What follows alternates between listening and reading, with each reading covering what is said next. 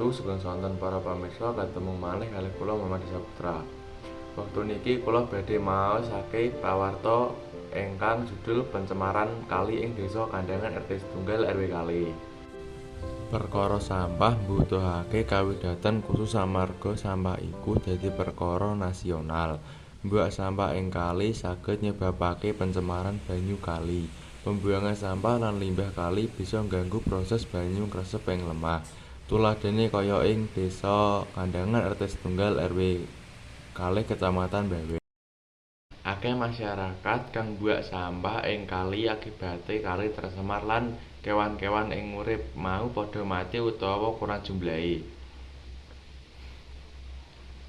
Lingkungan kang greget lan kebak polusi menika bisa ndadosake masyarakat boten sadar marang babagan urip, sehat lan nyalahake pemerintah.